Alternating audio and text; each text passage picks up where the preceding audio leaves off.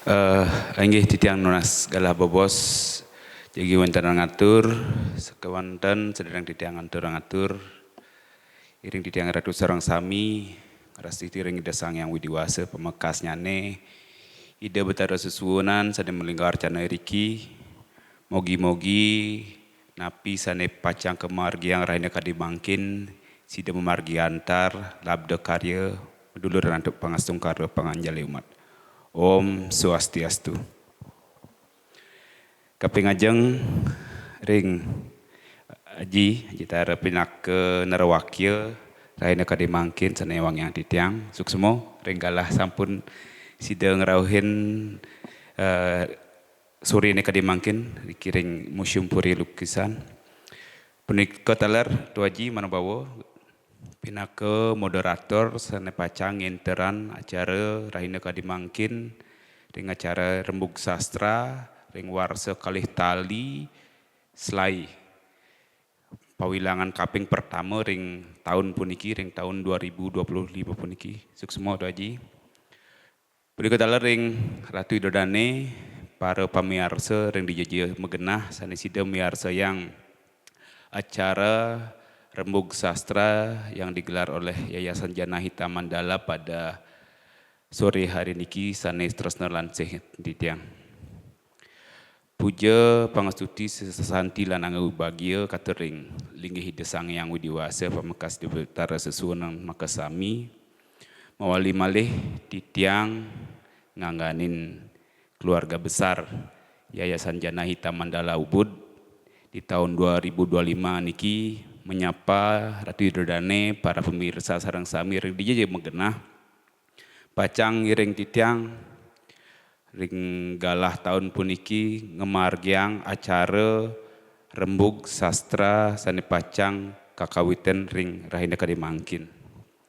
Ampura titiang angge bahasa campur-campur niki nabte para pemirsa sareng sami sinten sami boy saking Bali kewanten minabte saking duro desa minabte saking duro Bali sane pacang miarsa yang ajar kadimangkin. Dados nyane di tahun sampun memargi di tahun 2024 yang lalu kita telah merampungkan sesi acara sarasastra rembug sastra kita pada di penghujung acara dengan diadakannya Ubud Campuran Budaya dengan mengambil tema Swi Prakerti pada tahun lalu. Nah dari hasil rapat kami di Yayasan Janahita Mandala, rembug kami dan juga petunjuk-petunjuk dari para pengelingsir pembina dan juga pengelingsir serang sami, pada akhirnya kita menyepakati pada tahun niki tema daripada kegiatan kita sepanjang tahun ini adalah yaitu Kerta Sarwo Bojana. Jadi literasi Bali di dalam ketahanan pangan dan gizi. Rati Idodane sareng sami titiang saking ngangganin semeton saking Yayasan Janahita Mandala ringgalah kadimangkin mawali malih pacang ngiring Ratu Idodane sareng sami ditambengan acara puniki yang akan digelar setiap bulan nyabran sasi kadipunika pacang kewentanan acara rembug sastra sarasastra punika talar wenten sesi mecandetan saya sampun kapuputan rahina tuni kinten lungsur titiang dukungan Ratu sareng sami mogi-mogi napi sane pacang kemargiang ring tahun puniki dengan mengangkat tema pada hari boga atita masa ring pawilang pertama kadimangkin niki. Mogi-mogi sangkanin pangresitin Ratu sareng sami, partisipasi Ratu sareng sami dan juga dukungan dari semua pihak titiang sareng sami ring Janahita Mandala sidang margiang acara nyabran sasih kadimangkin mewastu napi sane kemargiang nyabran sasih wenten pikenohipun ritambangan raga sareng sami ngajagan kewentanan adat lan budaya raga ring jagat Bali kadimangkin.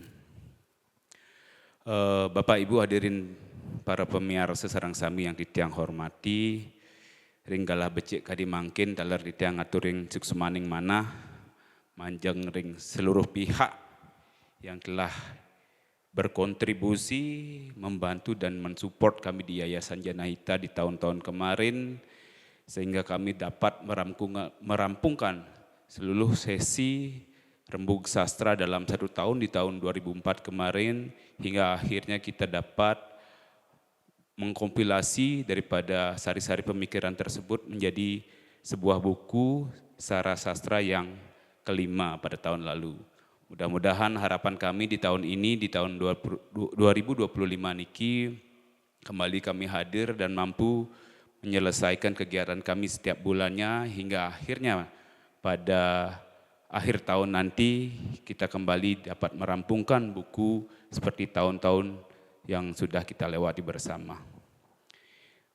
Antara kadui punika sida ditiang matur, akeh ditiang matur, menabto akeh hiwang dipun, taler ditiang enten lali, enten kasepan, aturan rahajang warsa anyar, sekarang masih dalam situasi awal bulan di awal tahun niki, selamat tahun baru, semoga di tahun-tahun di hari-hari ke depan kita senantiasa diberkati oleh Ida Sang Yang Widiwasa Tuhan Yang Maha Esa di dalam ngelampahin kauripan iraga kadimangkin. Ratu Dodane para mamayar sesarang sami pada awal tahun 2025 niki kita kehilangan seorang sosok yang luar biasa yang menjadi panutan bagi titiang alit-alit sarang sami rengganya Yayasan Janahita Mandala, dan kebetulan sekali pada akhir tahun kemarin di tahun 2024 pada gelaran Ubud Campuan Budaya, kami dari Yayasan Janahita Mandala menghaturkan suatu penghargaan untuk beliau yaitu Sara Sastra Nugraha. Kita telah kehilangan salah seorang sosok yang telah mendedikasikan, mendarbaktikan dirinya kepada Ida Sang Yang Widiwasa Pemekas, Ida Betari, saya melinggo stana ring perayangan Batur. Kemarin pada tanggal 24 kemarin Ida telah lebar mendahului kami, mendahului kita bersama. Harapan titiang semoga dane jero gede alitan yang telah mendahului kita sida amor yang aji dia ngemulihan genah sane patut, sane mau utama, dan juga spirit daripada beliau yang telah mendharma baktikan dirinya terhadap agama dan juga kebudayaan Bali bisa senantiasa kita warisi bersama. Titiang mewakili seluruh keluarga besar Yayasan Janahita Mandala mengaturkan berbela sungkawa dan ngaturang rasa berbela sungkawa mogi wastu dane ngemulihkeun genah sane patut. Nah wagan titiang aji tara sareng sami tu aji pacanggiring titiang sarang-sarang rastiti mogi-mogi dane ngemulihkeun genah sane becik. Iring sareng sami ngarastiti mogi wastu dane jero gede alitan sida ngemulihan genah sane becik.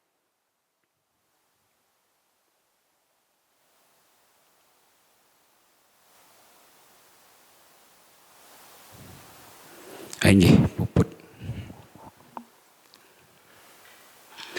Ainggih Ratu Idadane para pemirsa Bapak Ibu sekalian dimanapun berada yang bisa menyaksikan acara pada sore hari ini. Wantah kadi punika Presiden titiang matur manawita akeh titiang matur akeh iwangipun sane mangkin galah pacang aturan titiang ring para pengenter pemekasnya moderator tuaji Okomano Bawo aturin titiang ngenteren acara ungine mangkin Sara Sastra acara rembug sastra Sara Sastra saneka pertama ring pawilangan tahun 2025 niki. Ainggih watah kadiah sapunika titiang matur pinaka wasanana ing atur sinab titiang untuk para mesanti. Om Santi Santi Santi Om. Restoji. Om Swastiastu. Selamat sore saya ucapkan kepada para pemirsa dimanapun berada.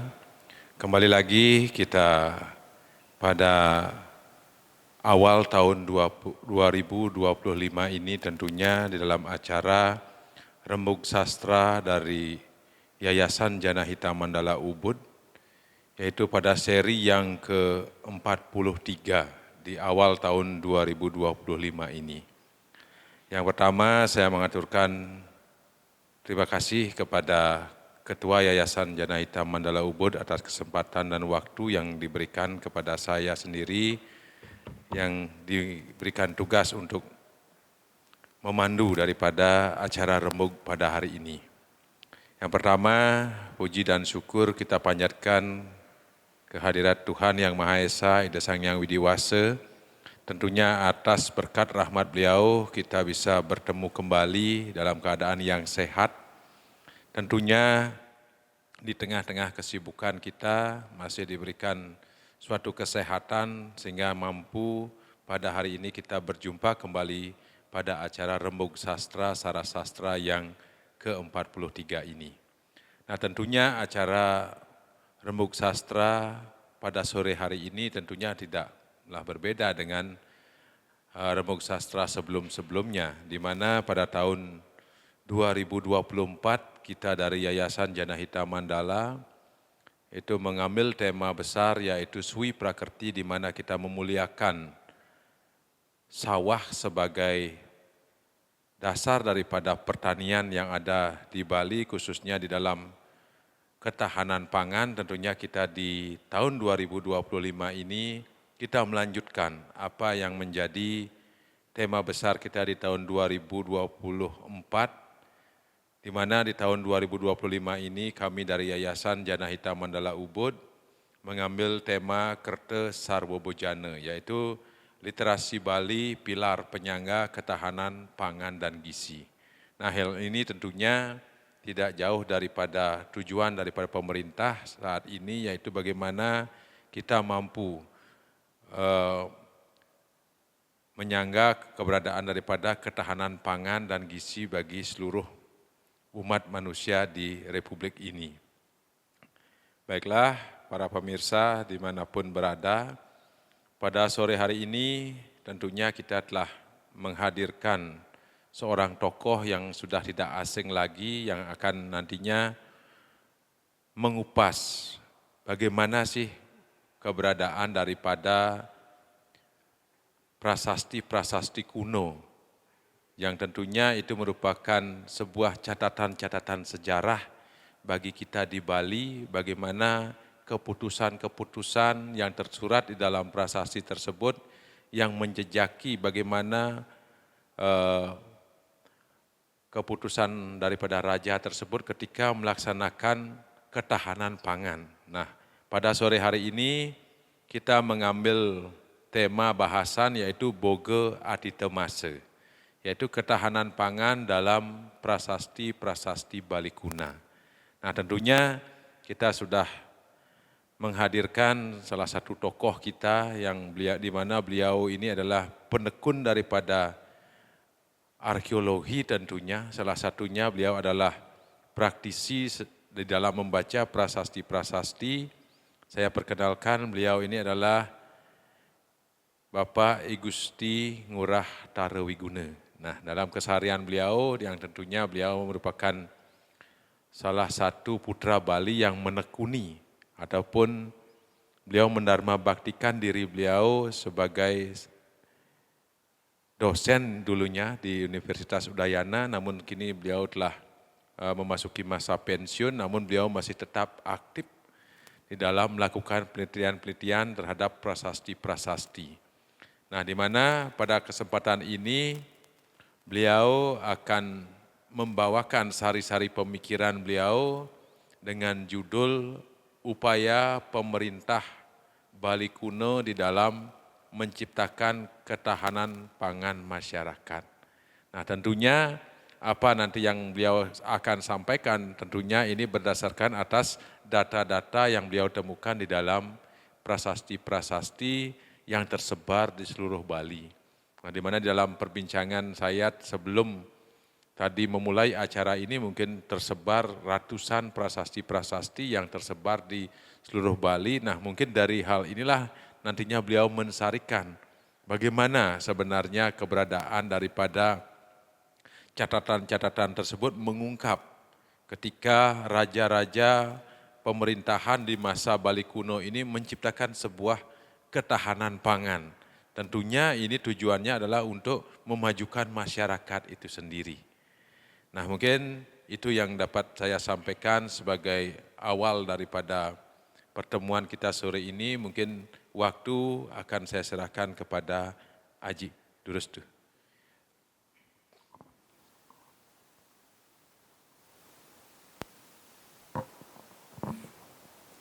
Inggih, suksma antuk galah.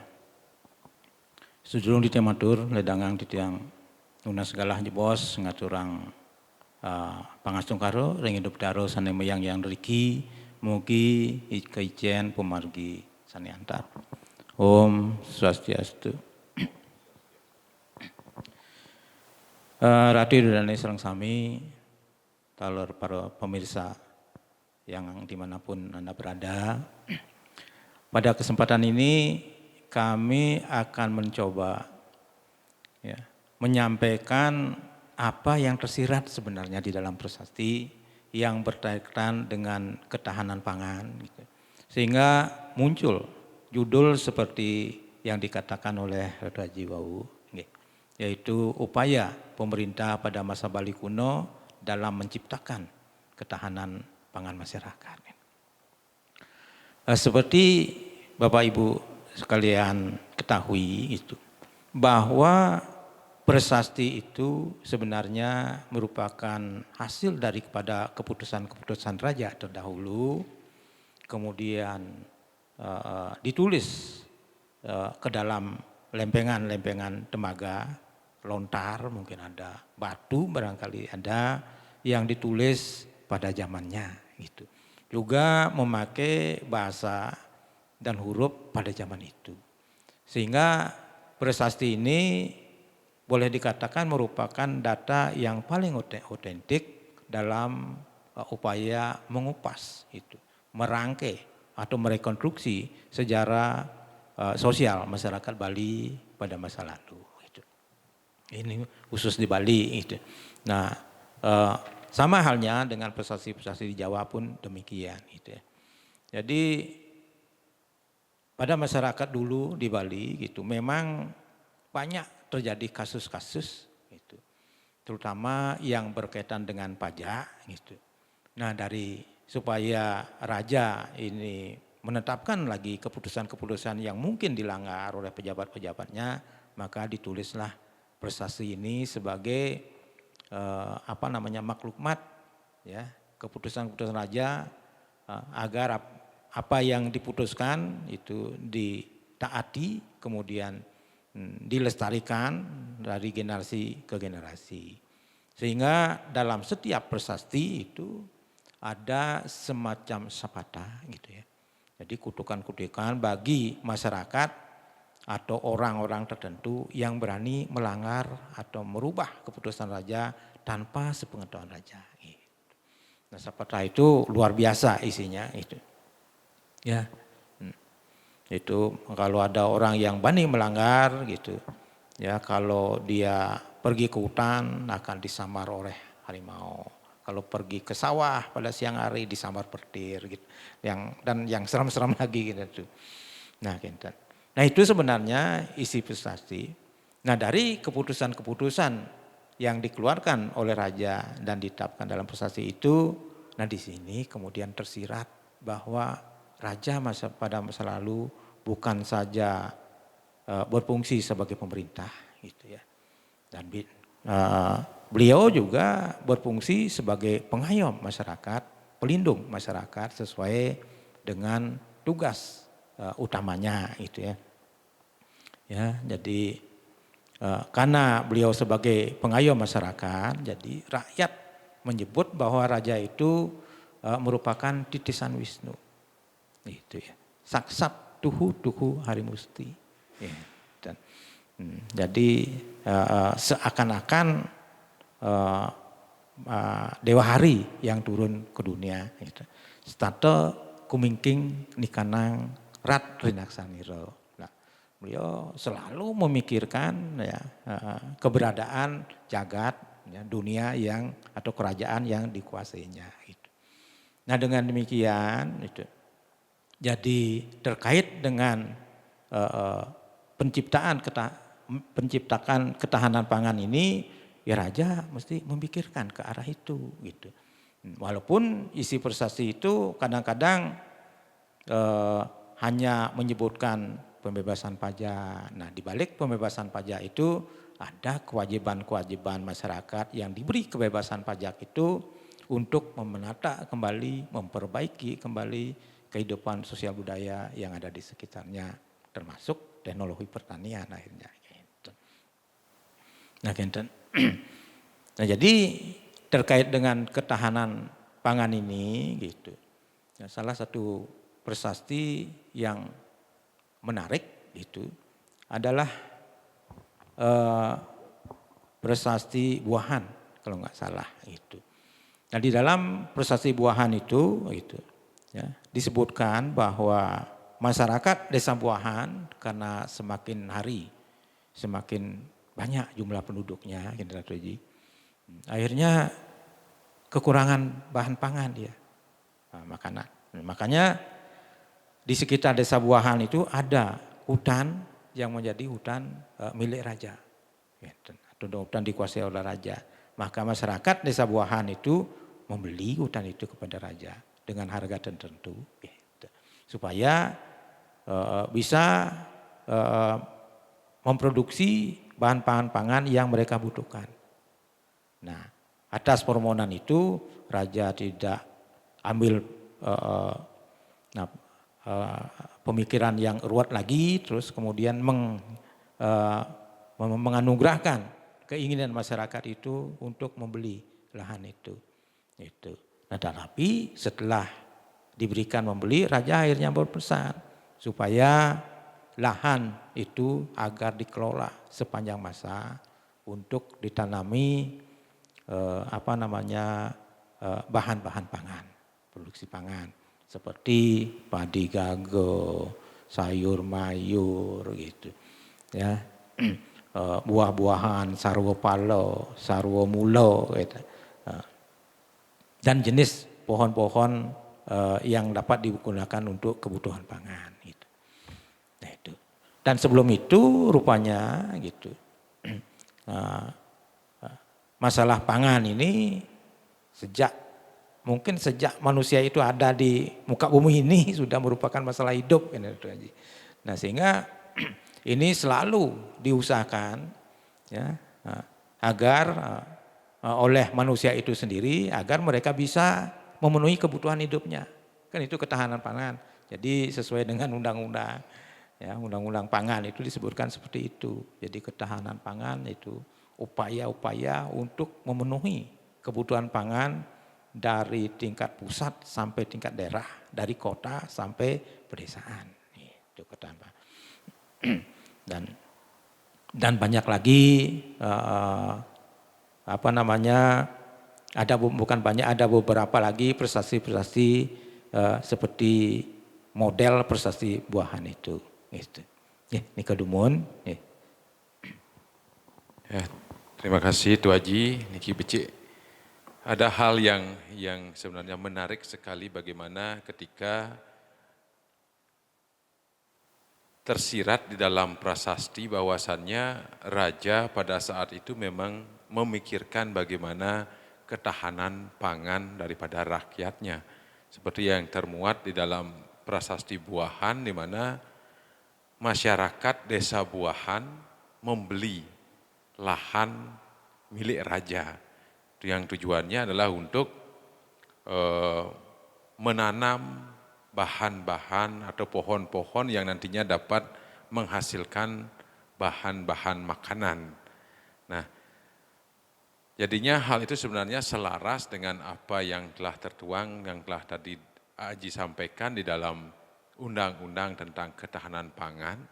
Tentunya hal tersebut dari zaman kerajaan mungkin dari abad-abad yang terdahulu sampai sekarang, memang tugas daripada pemerintah memang selalu memikirkan bagaimana masyarakat tersebut agar terpenuhinya kebutuhan pangan. Karena kita ketahui bahwa pangan tersebut merupakan salah satu kebutuhan pokok daripada manusia selain halnya sandang dan juga papan. Nah kemudian adakah lagi di antara prasasti-prasasti yang mungkin tersebar di Bali ini yang di dalamnya menyiratkan tentang bagaimana keputusan raja dan juga bagaimana langkah-langkah raja di dalam menciptakan ketahanan pangan gitu Ji. Nanika. Inggih, suksema. Di samping prestasi tadi perubahan itu disebutkan seperti yang katakan tadi bahwa masyarakat yang membeli tanah.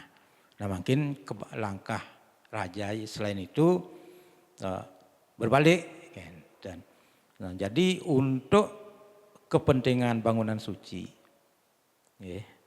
dan masyarakat pengempuan bangunan suci itu raja akhirnya membeli tanah masyarakat dan ini dimuat dalam prasasti Penak Bandung. Jadi raja membeli tanah dengan harga tertentu dengan luas tertentu kawasan itu untuk bangunan suci untuk Jataka bangunan suci Antakunjara Panda itu disebutkan di sana ya. Nah itu akhirnya setelah raja membeli tanah itu dihibahkan kepada pengempuan untuk pengelolanya itu ya, masyarakat sekitar itu untuk mengelola tanah itu dan hasil daripada tanah itu sebanyak-banyaknya untuk pengempuan dan bangunan suci. Nah niki tidak bisa dikenakan pajak dan bebas pajak nih kok. Dan akhirnya pesan raja di sana gitu setelah diberikan tanah gitu di samping untuk keperluan bangunan suci juga keperluan hidup masyarakat pengelola bangunan suci itu agar dijadikan sawah dan dikerjakan secara kontinu dari tahun ke tahun itu. Nah sawah itu kalau bisa dijadikan sawah ya enggak ditanami padi gitu. Kalau tidak bisa dijadikan sawah, kalau mau padi ya ditanamilah padi gago ya maksud padi dan juga ditanami bawang merah, bawang putih ya bawang bang disebut ya gitu. Kesunau itu kan bawang putih, pipakan gitu ya. Jadi semacam pipakan tumian ya kalau tadi disebutkan sarwa mulo ini langsung disebutkan jenisnya pipakan itu kapulaga dan jenis-jenis tanaman lainnya. Nah, dan kalau tidak bisa lagi itu dibuatlah kebun ya untuk ditanami sayur-sayuran kemudian mal gitu ya kebun yang ada di sekitar rumah gitu ya dijadikan karangkitri lah istilahnya sekarang. Juga dijadikan ladang atau tegal gitu ya agar ditanami kelapa nyiur gitu. Nah itu dan hasil daripada tanaman pangan itu kan kita sudah ketahui kalau padi menghasilkan beras dan ada ketan hitam ketan beras merah gitu dan ini bisa diolah menjadi berbagai jenis pangan. Nah di samping itu gitu ada juga langkah-langkah raja tersirat di dalam prasasti gitu ya beberapa prasasti ini ada di paper di tiang gitu bahwa masyarakat kalau ada tanah terbengkalai gitu ya boleh dibuka boleh dikerjakan tidak pandang bulu siapapun pemiliknya itu kalau sudah tanah itu terbengkalai hanya kewajiban masyarakat melaporkan kepada pejabat yang disebut pada waktu itu Dharma Diaksa. Dharma Diaksa. Atau disebut juru raksa gitu. Hanya dilaporkan kepada pejabat itu dan tanah itu boleh dikelola untuk kepentingan dirinya sendiri dan kepentingan bangunan suci yang ada di desanya. Itu. Nah itu langkah-langkah raja berikutnya ya untuk menciptakan ketahanan pangan demi kesejahteraan masyarakatnya, itu barangkali. Nah, menarik sekali di mana tadi di dalam prasasti Pandak Badung di sana disiratkan bahwasannya raja menghibahkan tanah kepada masyarakat pengempon daripada pura itu sendiri. Yaitu gunanya untuk melaksanakan mungkin adalah kegiatan ritual-ritual pura selain nantinya hasil daripada tanah yang dihibahkan raja ini adalah untuk menjaga bagaimana kelangsungan daripada kehidupan masyarakat pengempon itu sendiri. Nah mungkin hal ini pun masih kita warisi sampai saat sekarang ini. Hal ini terbukti dengan mungkin banyak pura-pura yang memiliki pelaba ini Kaji.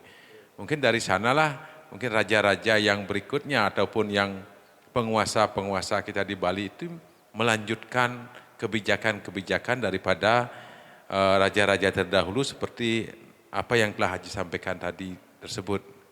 Dan yang menarik, Riki, dilaporkan kepada Dharma Diaksa. Nah, bagaimana posisi Dharma Diaksa nih Kiji di dalam sebuah wilayah kerajaan? Apakah setelah masyarakat melaporkan bahwa ada tanah yang terbengkalai, kemudian ada sekelompok masyarakat yang ingin menggarap tanah Nike, mereka cukup melaporkan kepada Dharma Diaksa. Apakah setelah tanah tersebut menghasilkan hasil bumi, apakah hasil tersebut juga terlaporkan ataukah bisa dinikmati langsung oleh masyarakat? Kalau kita lihat setelah Haji membaca hal yang tersirat di dalam prasasti Nike, apakah hanya nanti dalam bentuk pajak yang dikenakan oleh raja atau bagaimana Haji? Inggih, sapuniki. Nah setelah tanah itu ditetapkan menjadi jataka gitu istilahnya, Labo Puro mungkin itu atau Sima dalam bahasa Jawa kunonya gitu, dalam prasasti di Jawa gitu. Itu umumnya tanah seperti itu merupakan tanah yang bebas pajak. Jadi pejabat-pejabat pemungut pajak yang disebut Sang Ademak Akemitan Drawai Haji itu ya tidak boleh lagi memasuki daerah tersebut, gitu bahasanya. Yang memasukin dalam arti masuk dengan memungut pajak kan gitu. Nah kalau dia melanggar gitu, nah Dharma Diaksa ini atau Purusa Akara ini gitu yang mengawasi, dia yang melarang. Ini yang akan melaporkan kepada raja bahwa ada penyimpangan-penyimpangan pajak atau pelanggaran-pelanggaran pajak atau iuran dan sejenisnya di daerah jataka itu. Nah itu fungsinya itu. Nah mengenai perolehan hasil, apakah pejabat ini mendapatkan hasil dari jataka, itu memang tidak disebutkan dalam prasasti. Itu kan etika. Etika barangkali sehingga tidak disebutkan dalam prasasti. Yang disebutkan hanya hasil daripada itu sebagian untuk upacara pura, kemudian sebagian lagi untuk penggarap. Ini untuk pejabat ini malah tidak disebutkan. Mungkin ada tanah lain yang diberikan sebagai daerah lungguh kan di situ. Ya tanah yang sebagai kalau sekarang disebut tanah catu nggih. Nah, tanah catu untuk pejabat-pejabat desa seperti nikel. Ada lagi satu yang menarik Haji. Pernah tidak di dalam prasasti tersebut tersirat raja menggelontorkan sejumlah dana untuk membiayai masyarakat di dalam usaha ketahanan pangan ini.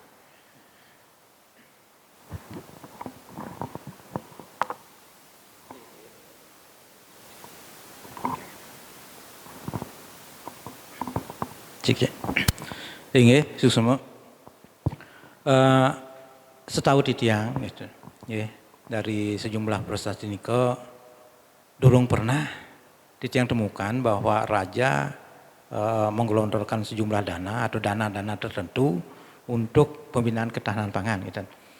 Jadi pada zaman itu mungkin tidak diukur dalam bentuk uang, tapi yang dianugerahkan justru tanah itu ya. Tanah berupa tanah itu sendiri itu yang dianugerahkan berupa hak pengelolaan tanah yang berada di sekitar desa, itu seperti yang atur wau gitu. Dan raja menitahkan supaya menanam tanaman tertentu yang bisa dipakai sebagai sumber pangan itu. Niko yang dianugerahkan oleh raja. Jadi keputusan-keputusan seperti itulah yang dianugerahkan oleh raja kepada rakyatnya atau masyarakatnya untuk menciptakan ketahanan pangan itu. Berarti dalam artian di sini masyarakatlah harus ulet mengerjakan anugerah raja yang berupa tanah sehingga nantinya masyarakat dalam sebuah kawasan itu mampu mereka itu memenuhi kebutuhan pangan yang harus mereka penuhi dalam kurun waktu kehidupannya. Kan kita ada sendiri. Dalam artian tidak ada langsung dana-dana yang memang digelontorkan oleh pemerintah saat itu atau raja saat itu kepada masyarakat di dalam usaha mempertahankan keberadaan pangan. Walaupun itu dalam krisis pangan umpamanya, berarti masyarakat di suatu kawasan inilah yang tetap harus berusaha bagaimana mereka memenuhi kebutuhan pangan mereka.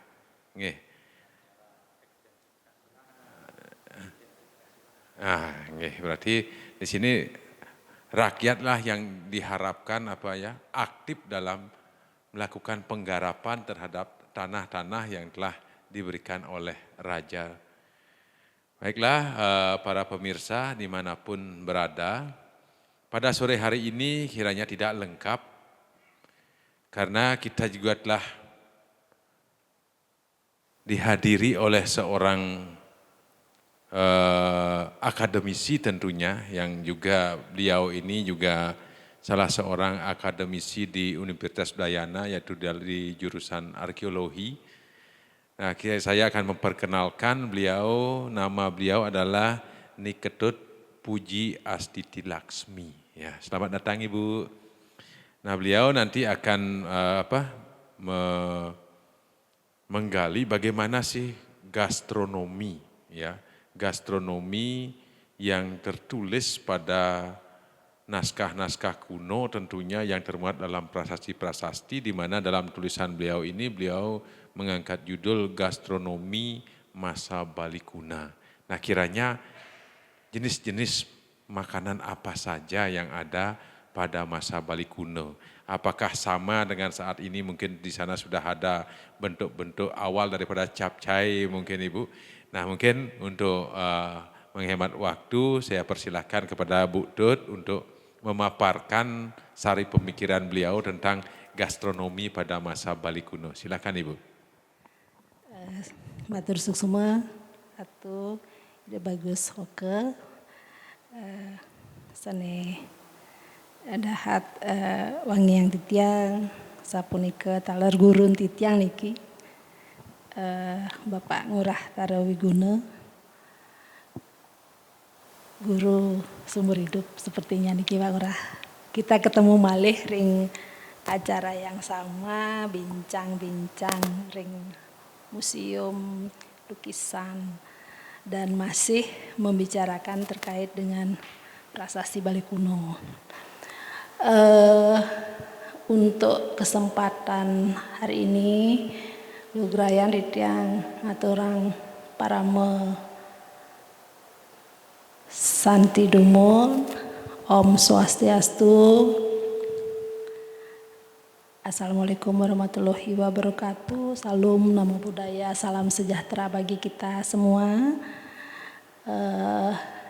Sedurunge titiang matur, wawu sampun ke Cinahyang titiang wantah staf dosen ring program studi arkeologi Fakultas Ilmu Budaya Universitas Udayana dan murid Bapak Ngurah Tare dari dulu sampai sekarang sampun kinten titiang melajahin prasasti memang berdasarkan arahan atau tuntunan dari beliau Jadi mungkin nanti tidak bisa memberikan informasi yang lebih daripada beliau, tetapi Titiang masih tetap berusaha mencoba menambah wawasan dan juga pemahaman terkait dengan prasasti-prasasti yang ada di Bali, terutama dari masa Bali kuno. Berkaitan dengan tema kita kali ini yaitu ketahanan pangan, sesungguhnya data-data tentang keberadaan pangan, baik itu sumber pangan dan juga bagaimana pengolahan pangan pada masa Bali kuno sudah tersirat dan tersurat di dalam prasasti, walaupun sumber-sumber prasasti yang menyatakan tentang keberadaan pangan masih tetap harus kita telusuri dan kita pelajari lebih jauh, tetapi hingga saat ini beberapa hal yang bisa kita jadikan pedoman dan juga tuntunan saya kira sudah juga lumayan cukup memadai. Yang pertama berkaitan dengan keberadaan pangan pada masa Bali kuno. Ada beberapa prasasti, mulai dari prasasti yang tertua, mungkin bisa dikatakan prasasti Sukawana yang paling tua 804 pun sudah menyebutkan bagaimana masyarakat pada masa itu bersama-sama bergotong royong, dalam prasasti istilahnya matuluang. Jadi mungkin sejenis ngayah atau bergotong royong membuat jajan di sana, disebutkan matuluang membantu membuat jajan. Itu menarik sebenarnya, kenapa jajan yang disebutkan di dalam prasasti itu mungkin erat kaitannya dengan persembahan. Jadi apa yang dibuat oleh masyarakat pada masa Bali kuno itu tidak semata-mata untuk dikonsumsi tetapi juga dijadikan persembahan. Nah, salah satunya itu tadi matuluang membuat jajan, kemudian tentu jenis jajannya memang tidak disebutkan di dalam prasasti secara jelas, tetapi dengan adanya beberapa tanaman, di antaranya disebutkan adanya ketan, laktan begitu. Kemudian beras. Tentu jajan yang dibuat berdasarkan atau berbahan beras ataupun ketan, baik itu ketan putih ya tentunya kalau ketan, atau mungkin juga ketan hitam atau injin. Nah, itu mungkin. Jadi jajan-jajanan itu sudah ada. Nah, kalau kita tarik dengan kondisi masyarakat sekarang yang sangat-sangat mempertahankan keberadaan jajan Bali itu tentu jaja gine sama jaja uli, itu yang sepertinya wajib harus dibuat dan dipersembahkan di dalam persajian atau di dalam upacara. Kemudian memang sedikit berkaitan dengan itu, mungkin nanti Pak Ngurah Tara bisa menambahkan. Selain jajan yang juga menjadi persembahan, makanan yang dikonsumsi sehari-hari tentu tidak luput dari perhatian masyarakat pada masa itu dan juga tentunya raja sebagai pemegang kebijakan. Ada beberapa jenis makanan yang dikonsumsi oleh masyarakat pada masa itu, walaupun tidak selengkap. Mungkin kalau di dalam prasasti Jawa itu ada istilah makanan untuk raja, raja mangsa begitu. Kemudian makanan untuk rakyat dan makanan untuk para sulingge mungkin ya atau pendeta. Tapi di dalam prasasti Bali kuno tidak jelas ada pembagian-pembagian seperti itu. Jadi kemungkinan makanan yang dikonsumsi oleh pendeta atau sulingge, kemudian oleh raja dan juga oleh masyarakat dari bahan yang sama. mungkin saja kualitasnya saja yang agak berbeda mungkin. Jadi istilahnya kalau yang super mungkin dipersembahkan untuk para pendeta, kemudian para raja dan mungkin masyarakat biasa, kualitasnya mungkin yang berbeda, tapi bahannya tetap sama. Sehingga dalam prasasti itu ada beberapa istilah, misalnya saja kalau dari bahan ada beras begitu, itu sudah disebut skul dalam skul ya Pak Lurah, skul nasi, kita disebut juga. Jadi bahan pokoknya tentu nasi dan tentu juga ada palawija, umbi-umbian, sarwo pale ya, di dalam prasasti dikenal dengan istilah sarwo. Umbi-umbian maksud saya bukan sarwo mule, umbi-umbian. Kalau kita lihat yang ada di Bali sekarang tentu kesele, kemudian keladi, menawi, kinten. Jadi umbi-umbian itu juga menjadi sumber pangan pada masa itu. Kemudian itu mungkin masuk ke dalam sumber karbohidrat pada masa itu. Kemudian untuk proteinnya ayam menjadi sumber makanan yang sangat istimewa mungkin pada masa lampau, pada masa Bali kuno. Bahkan raja pun menyatakan kepada masyarakat jika ada pejabat sang admak akemita napi gajih, jadi para pengelola pajak atau kekayaan raja ketika berkunjung ke masyarakat melihat atau melakukan inspeksi mungkin, jadi tidak harus disajikan ayam begitu.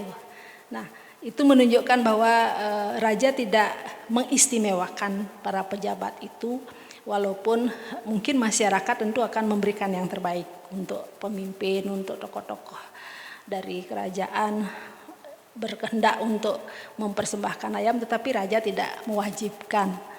Nah, ini menunjukkan bahwa ayam itu menjadi makanan yang sangat istimewa pada masa lampau. Nah, kalau kita tarik sekarang, ayam betutu itu sangat menjadi identitas masyarakat Bali. Kemudian olahannya memang tidak disebutkan secara jelas dalam prasasti, hanya disebutkan tidak wajib memberikan ayam begitu, tapi sistem pengolahannya saya kira mungkin sama seperti sekarang. Cara-cara mengolahnya ada yang dibuat untuk seperti olah-olahan sate dan kemudian betutu, dan mungkin dengan sistem pengolahan yang lain karena digoreng begitu, karena ada juga disebutkan lengis gitu di dalam prasasti. Nah, berarti kalau sudah ada lengis berarti sudah ada sistem memasak dengan cara menggoreng itu. Jadi bisa kita bayangkan kelapa otomatis juga sudah ada. Jadi banyak sebenarnya yang bisa kita tarik dari penyebutan istilah-istilah yang terdapat dalam prasasti, walaupun tidak jelas sekali menyatakan seperti itu, tapi secara komparatif bisa kita bandingkan dengan kondisi masyarakat sekarang yang masih melakukan pengolahan dengan cara yang mungkin sama dengan masa lampau, misalnya dengan cara ditutu, kemudian digoreng dan dipepes. Pepes juga ada pada masa itu, terutama di daerah Kintamani. Jadi di situ masyarakat diwajibkan untuk menyerahkan pesan gitu. Pes berarti pepes. Apakah dari ikan di sekitar sungai, maksud saya danau ataupun bahan yang lain, itu sangat memungkinkan. Kemudian ikan kering juga ada yang disebut nuhur ini, dalam prasasti Trunyan, prasasti Bali kuno itu banyak menyebut nuhur, ikan kering. Jadi kenapa ikan kering? Mungkin karena ikan itu tidak setiap saat bisa dijumpai begitu, sehingga ada proses pengolahan dengan cara mengeringkan. Nah, mungkin kalau sekarang ada ikan teri kalau dari laut, nah mungkin kalau dari sungai atau danau juga dikeringkan sehingga disebut nuhur, ikan kering gitu. selain sumber protein itu, sayur-sayuran sangat pasti sudah ada pada masa lampau walaupun tidak disebut dengan jelas. Kemudian buah-buahan, ya, banyak sekali jenis buah-buahan yang juga disebutkan di dalam prasasti. Nah, ini menjadi menarik bahwa masyarakat pada masa lampau juga tentu sangat mengetahui apa yang menjadi kebutuhan badan mereka pada masa itu. Jadi semua bahan makanan yang bersumber dari alam, ya tentunya, dan bagaimana pengolahan dan proses okupansi itu sudah sangat diperhatikan pada masa lampau. Dan bagaimana raja tidak mewajibkan masyarakat untuk mengaturkan, mempersembahkan makanan utama kepada para pejabat, itu menunjukkan bahwa raja itu juga memperhatikan keberadaan atau kemampuan dari masyarakat pada masa lampau.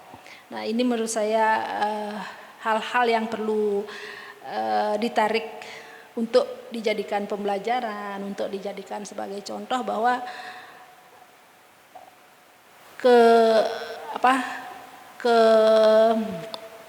kebutuhan akan makanan itu menjadi penting, tapi tidak harus makanan yang utama, dalam artian yang sangat sulit untuk dijangkau begitu yang harus dipersembahkan, tapi masyarakat berhak untuk melakukan apa yang menjadi kemampuan mereka. Kemudian ada juga hal yang menarik yang kita temukan dalam prasasti berkaitan dengan keberadaan masyarakat yang tidak memungkinkan untuk melakukan persembahan.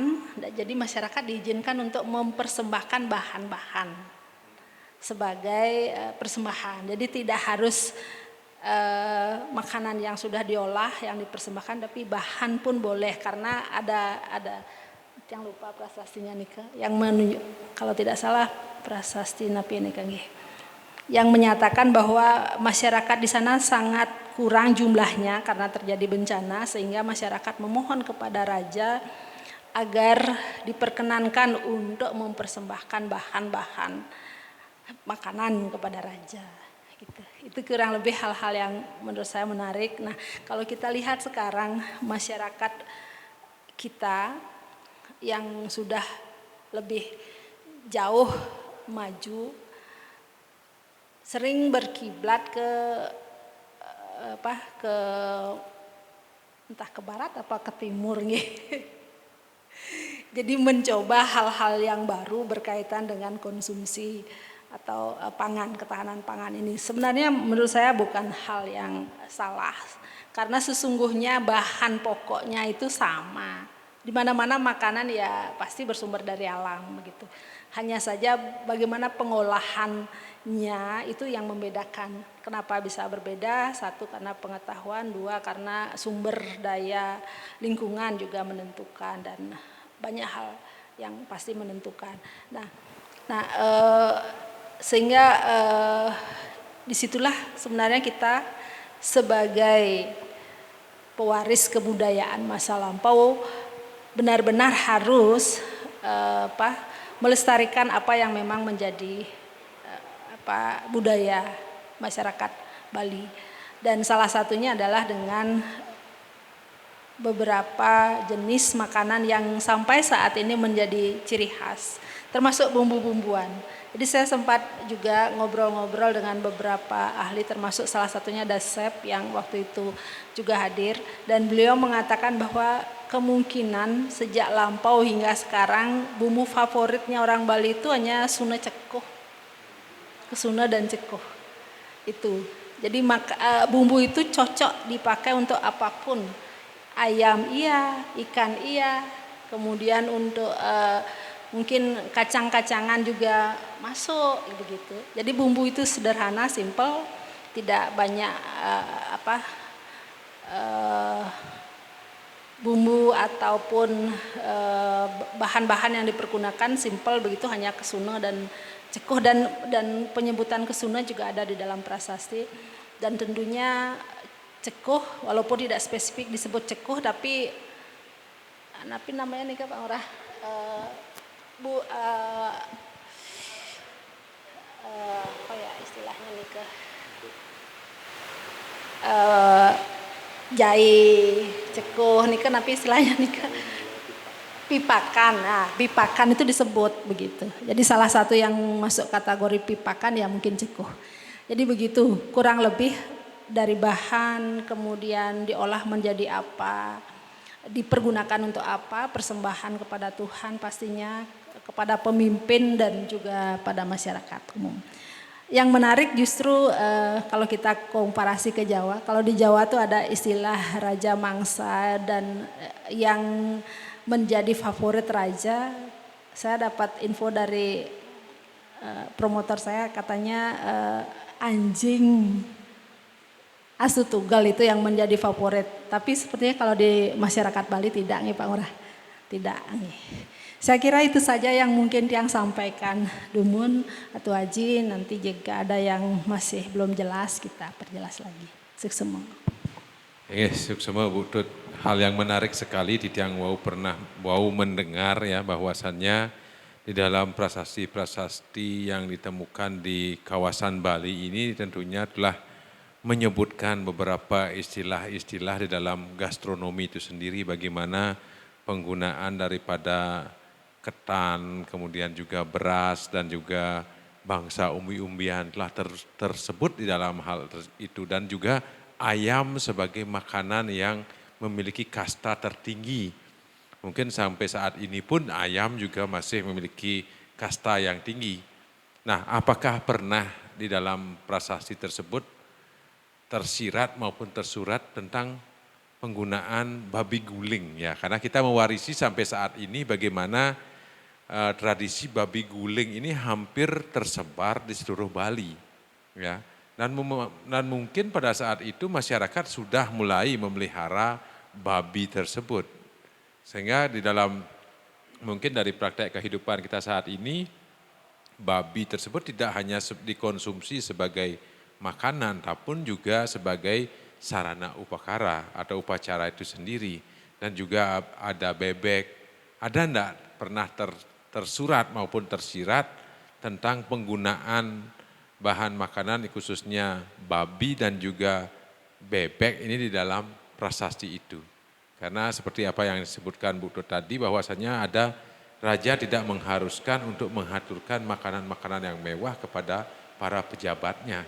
Nah, makanan mewah ini apakah hanya sebatas pada ayam ataukah mungkin lebih? Bu Tut? Ya, gitu.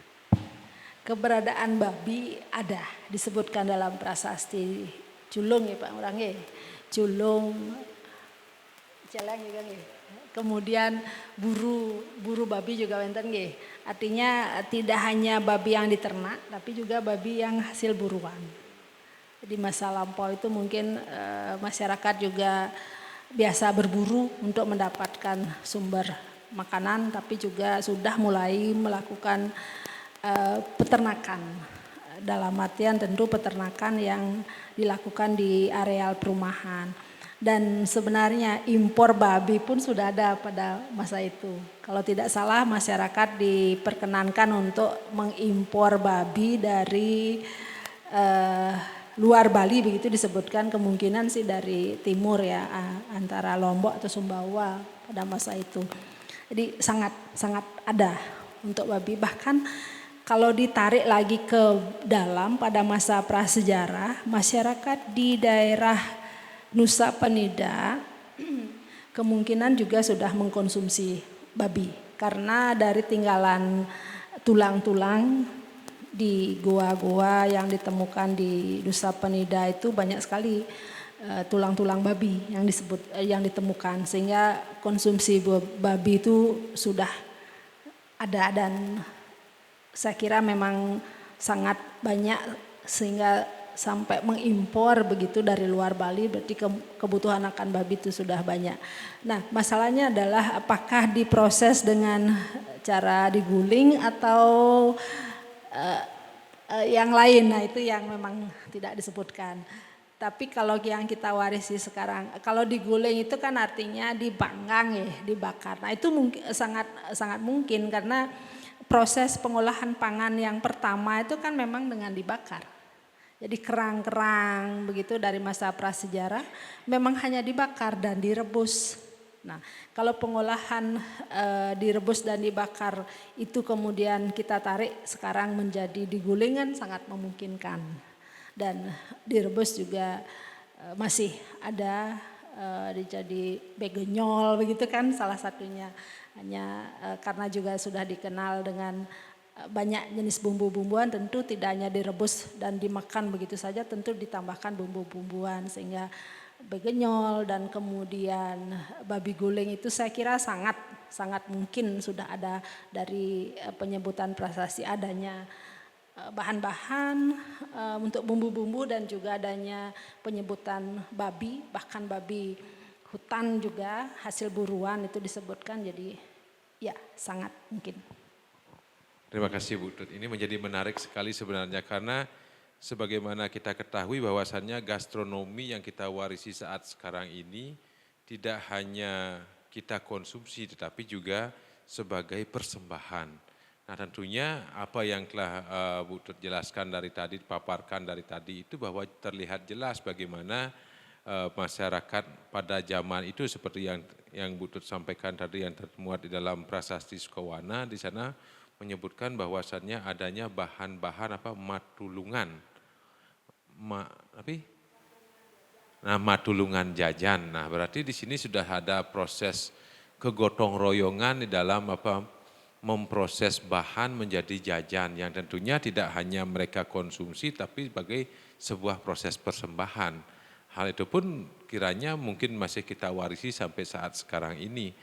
Mungkin kalau di tiang berbicara mundur, ketika di tiang kecil, memang ketika kita akan menggelar sebuah proses upacara itu mungkin kita memanggil banyak saudara untuk metulung mekarya sanganan.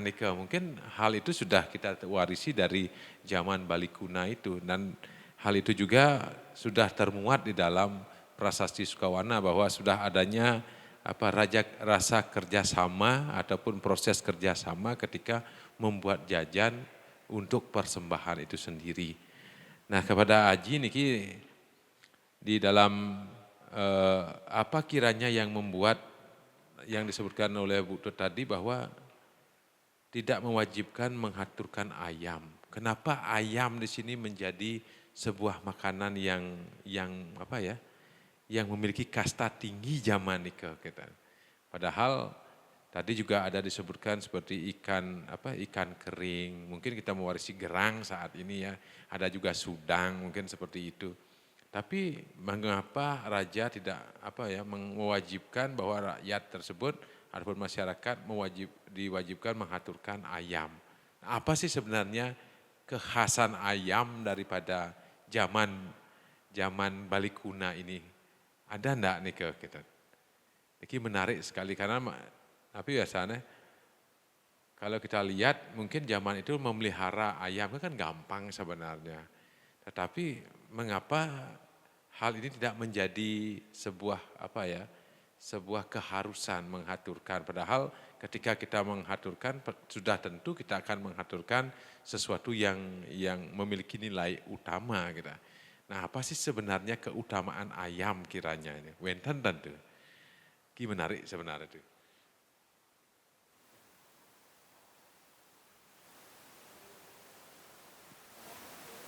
Mungkin Bu Tut dulu dados.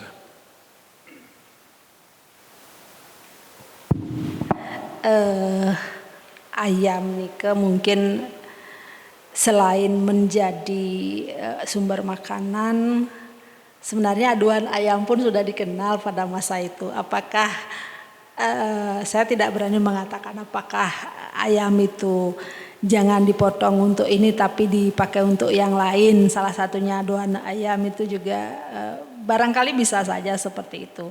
Jadi pemanfaatan ayam artinya bukan hanya untuk konsumsi, tapi juga untuk kepentingan yang lain. Karena caru juga sudah disebutkan, jadi macam-macam, jadi kemana-mana jadinya kalau kita kait-kaitkan nih ke caru juga salah satunya kan sumbernya ayam. Kemudian juga ada sabung ayam juga ada pada masa itu. Jadi ayam itu sudah ada dan sudah dipergunakan untuk makanan, untuk persembahan dan juga untuk sabung pada masa itu, dan tidak diwajibkan kepada pejabat, tetapi karena keistimewaan ayam itu menjadi makanan utama sehingga tidak semata-mata orang memotong ayam. Jadi tidak segampang itu, begitu maksud saya. Jadi tidak harus memotong ayam gitu loh maksud saya. Sehingga yang lain bisa dipergunakan, kalau hanya pejabat yang datang yang lain saja begitu. Seolah-olah seperti itu. Mungkin itu, mungkin silakan Pak Ngurah ditambahkan kenapa begitu.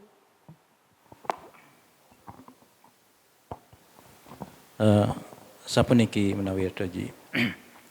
Jadi yang patut diberikan ayam itu mungkin ada pejabat-pejabat tertentu ya, tinggi rendahnya pejabat gitu.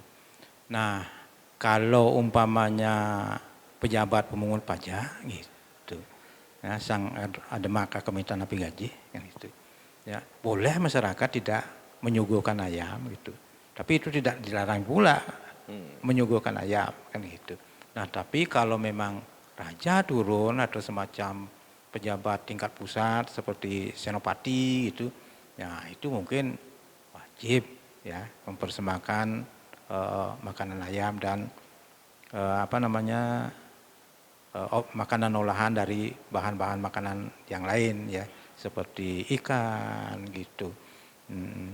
Dan ada juga makanan delag gitu. Ya, gitu. Nah, boleh seperti itu gitu. Nah, di prestasi kan itu ya, boleh tidak mempersembahkan ayam, dan itu tidak harus gitu. Kalau memang punya ya langkah baiknya gitu ya, supaya ada keringan pajak barangkali gitu. Ya, menikah yang bisa nambah-nambah.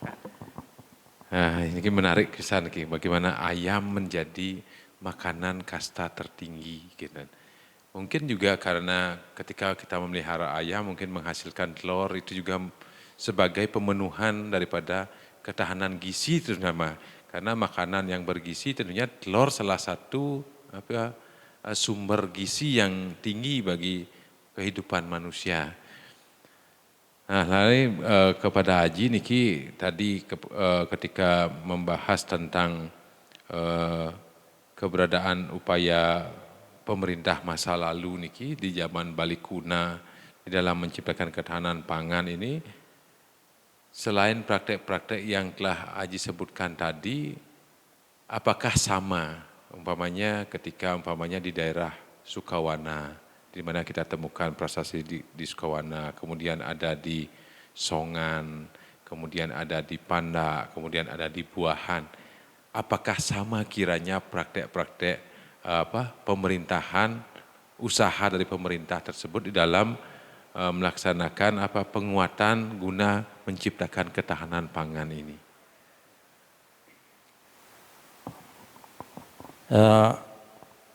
Niko menawi tergantung daripada situasi dan kondisi lingkungan masyarakat itu. Ya, lingkungan juga sangat mempengaruhi, kesuburan tanah juga sangat mempengaruhi gitu. Umpamanya seperti di Buahan gitu, dan dalam prasasti Buahan tidak harus membuat sawah gitu. Ya, kalau di prasasti Pandak Bandung ya, Jataka itu ya setelah dianugerahkan oleh raja kepada Pengempon, masyarakat Pengempon ya, disarankan harus ada sawahnya gitu. Sehingga ada di daerah ini sawah ini gitu. Nah, di samping itu juga ada pejabat tertentu gitu. Sang Senopati Kuturan juga, Senopati Kuturan ya, bukan Pukuturan kira-kira. Senopati Kuturan yang bernama Diah Putu-Putu itu juga pernah mengibahkan tanahnya, beberapa petak tanah di daerah sekitar daerah Sukawati, di Gurang, di Pungsu gitu. Ya itu mutlak harus dibikin untuk persawahan itu. Ya, sehingga mereka disarankan membentuk akhirnya suatu organisasi yang disebut Kaswakan Ring Gurang Pungsu. Nah, itu tergantung lingkungannya masing-masing itu ya.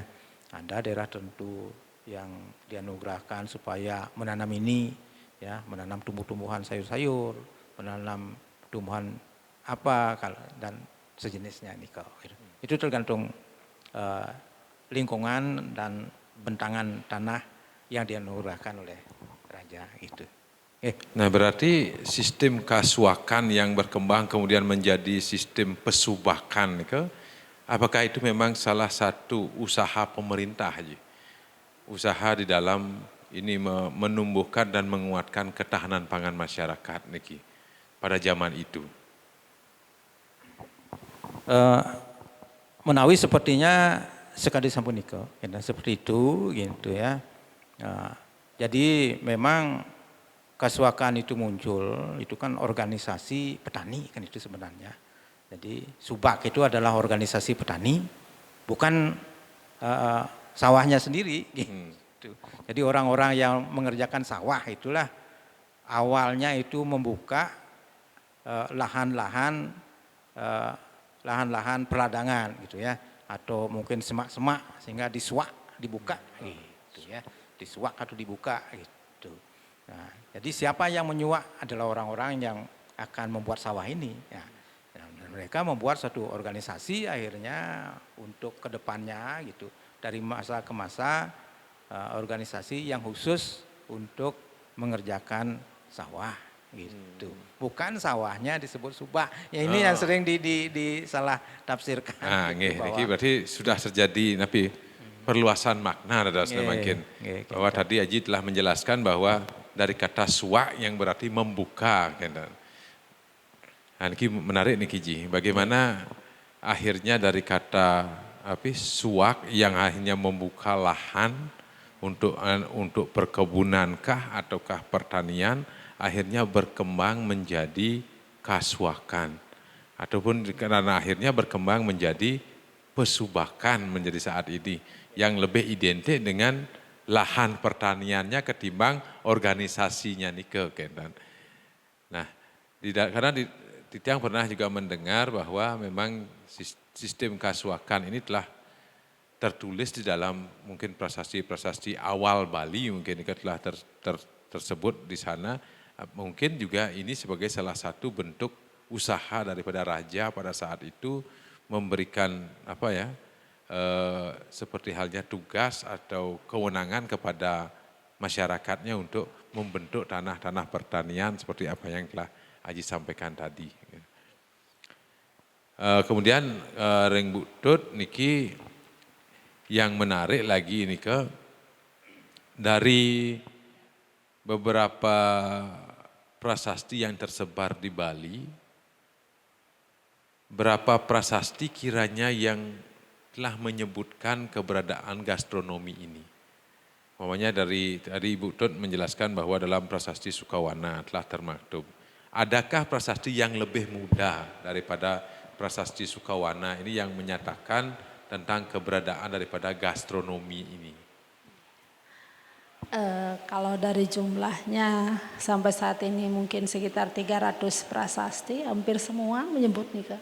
Jadi kalau dilihat dari struktur prasasti kan ada bagian pertanggalan, kemudian raja yang mengeluarkan. Kalau di dalam prasasti Sukawana tidak ada disebutkan nama raja, tetapi sudah menyebut hal yang berkaitan dengan gastronomi, tetapi juga prasasti itu seolah-olah sudah ada rajanya karena ada kata ku perintahkan. Jadi ada ku di situ yang menyatakan dirinya sebagai penguasa, tapi kita tidak tahu siapa rajanya. Tetapi kemudian setelah tipe prasasti tanpa nama raja, yaitu prasasti Umopakatahu mulai dari masa Raja Ugrasena. Kalau di dalam prasasti Kesari Warmadewa mungkin tidak ada, tetapi di dalam prasasti Ugrasena masih awal-awal abad ke-9 sampai dengan masa kedatangan Majapahit abad ke-14-15 itu, jadi sekitar 300-an hampir semua ada. Karena bagian yang ada data gastronominya itu adalah bagian yang berisi ketetapan keputusan yang ditujukan kepada masyarakat. Jadi aturan-aturan yang harus diikuti oleh masyarakat. Jadi dalam prasasti itu bagian aturan itu adalah bagian yang paling panjang lebar. Di situ dibahas. Salah satunya soba dan segala macam di situ dibahas. Dan di dalam prasasti itu polanya selalu begitu. Ada penyebutan matuluang, hal-hal yang berkaitan dengan makanan, hal-hal yang berkaitan dengan sandang, proses menenun dan segala macam, warnai kain dan segala macam itu ada. Hal-hal yang berkaitan dengan pewarisan, hal-hal yang berkaitan dengan termasuk hal-hal yang tidak boleh disebutkan itu ada.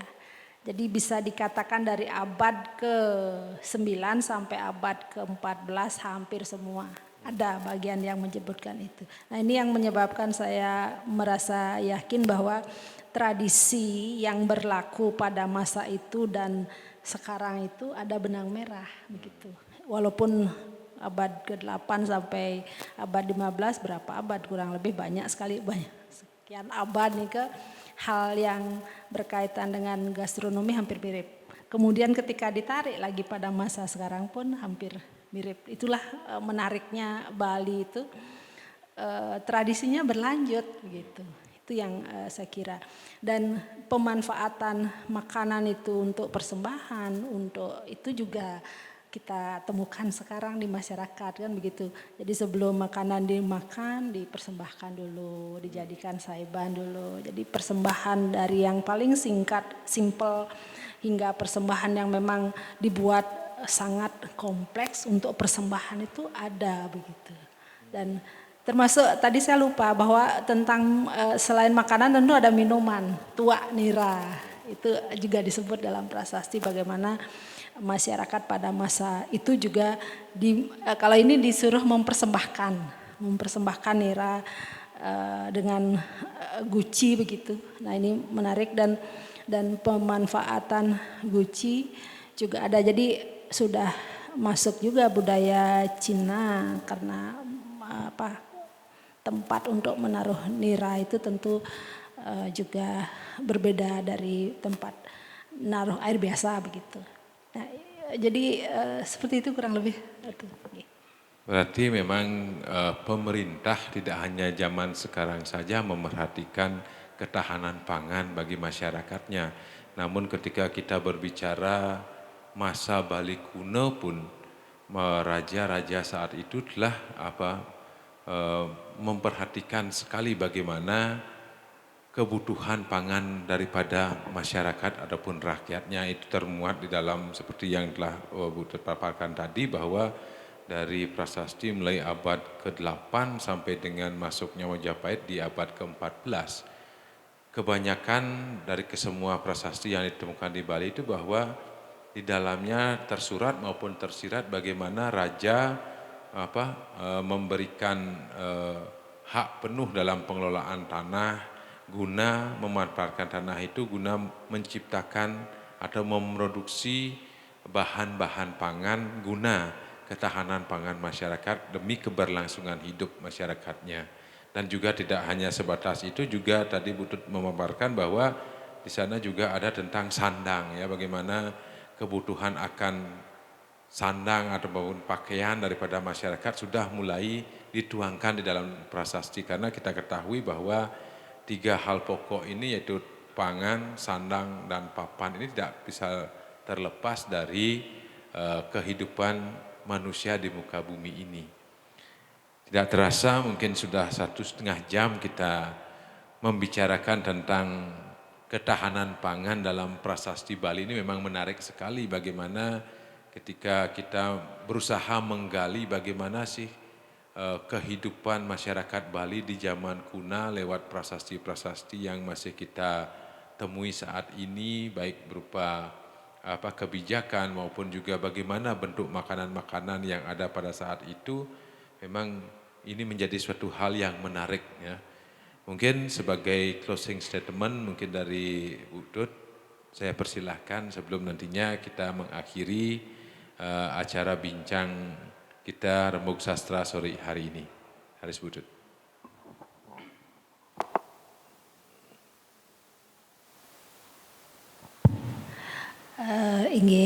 Titiang hanya ingin mengingatkan bahwa semua orang memiliki kebutuhan akan pangan, tetapi pintar-pintarlah memilih makanan sesuai dengan kebutuhan kita, karena kita yang makan berarti kita yang akan mendapatkan manfaat dari makanan itu. Itu pertama. Jadi banyak bahan makanan di muka bumi ini, tetapi tidak semua akan cocok dengan badan setiap manusia. Jadi tentu berbeda-beda, itu pertama. Kemudian karena makanan itu penting sehingga kita harus mengkonsumsi, maka proses pengolahan itu menjadi penting. Nah, setiap masyarakat memiliki proses pengolahan pangan, dan masyarakat Bali, terutama Bali kuno, sudah memiliki cara-cara pengolahan makanan yang saya kira masih bisa kita pertahankan hingga sekarang, dan itu bisa menjadi ikon masyarakat Bali yang membedakan masyarakat Bali dengan masyarakat yang lainnya, dan itu menjadi penting bagi generasi penerus untuk melestarikan tradisi budaya, bagaimana masyarakat pada masa lampau bisa memfilter makanan-makanan yang mereka perlukan dan yang tersedia di alam untuk memenuhi kebutuhannya dan menjaga tradisi itu hingga sekarang. Dan yang ketiga terkait dengan keberadaan budaya global sekarang, bukan berarti bahwa kita menutup diri dengan budaya luar apapun itu, tetapi budaya luar itu bisa kita jadikan sebagai salah satu bentuk pengayaan masyarakat dalam proses pengolahan dan juga dalam proses penyajian terutama. Jadi itu menjadi penting saya kira, sehingga kita masyarakat Bali akan memiliki ciri khas, identitas, karakter yang sangat kuat yang bisa menjadi jaminan akan keberlanjutan dan keberlangsungan gastronomi di Bali. Itu saya kira itu saja yang ingin yang sampaikan. Nah, terima kasih Bu Tut. Mungkin dari Haji sebagai closing statement, Ji. Inggih, Suksma. Pangan merupakan masalah hidup. Nah, oleh karena itu pangan itu ya antara masyarakat dan pemerintah saat ini gitu harus bersama-sama menciptakan ketahanan pangan gitu. Sama seperti halnya raja-raja pada zaman dulu dan masyarakat pada zaman dulu. Nah, hal ini mesti dipikirkan terkait dengan ketahanan pangan ini supaya daerah-daerah yang subur atau lahan-lahan yang masih dijadikan sebagai produksi pangan itu janganlah dicaplok untuk kepentingan-kepentingan lain gitu ya. Jadi biarkan atau bahkan lestarikan tanah-tanah atau lahan-lahan yang sudah merupakan tempat produksi pangan itu menjadi penghasil pangan yang berkualitas. Suksma. Terima kasih Haji Ngurah telah memberikan closing statement bagaimana di sini ada sebuah pesan bahwa keberadaan lahan-lahan sebagai tempat untuk kita nantinya menghasilkan sumber pangan ini agar tetap kita jaga dan kita lestarikan. Baiklah para pemirsa dimanapun berada, tidak terasa sudah 1,5 jam kita sudah membicarakan tentang ketahanan pangan di dalam Prasasti Bali Kuna ini. Tentunya kami dari Yayasan Jana Hitam Mandala tidak lupa mengucapkan terima kasih kepada pemirsa yang menyaksikan acara ini, dan juga saya tidak lupa mengaturkan terima kasih sebesar-besarnya kepada kedua narasumber kita yang telah hadir di tengah-tengah kita semua pada sore hari ini. Dan saya pula sebagai moderator pada kesempatan ini tidak lupa memohon maaf yang sebesar-besarnya tentunya di dalam mengantarkan acara Rembug Sastra pada hari ini banyak kekurangan maupun kesalahan yang saya perbuat. Dan tidak lupa Titiang mengucapkan rasa terima kasih yang sebesar-besarnya kepada Yayasan Ratnawarta sebagai badan penyelenggara daripada Museum Puri Lukisan karena telah memberikan tempat bagi kami Yayasan Jana Hitam Mandala untuk menggelar segala gelaran yang kami gelar mulai dari awal sampai saat ini. Baiklah pemirsa yang hadir pada sore hari ini maupun yang menyaksikan, mari kita akhiri pertemuan pada sore hari ini. Kita akan melanjutkan perbincangan kita di bulan yang akan datang tentunya dengan topik yang berbeda dengan menghaturkan puja Parama Santi. Om Santi, Santi, Santi, Om. Matur suksema.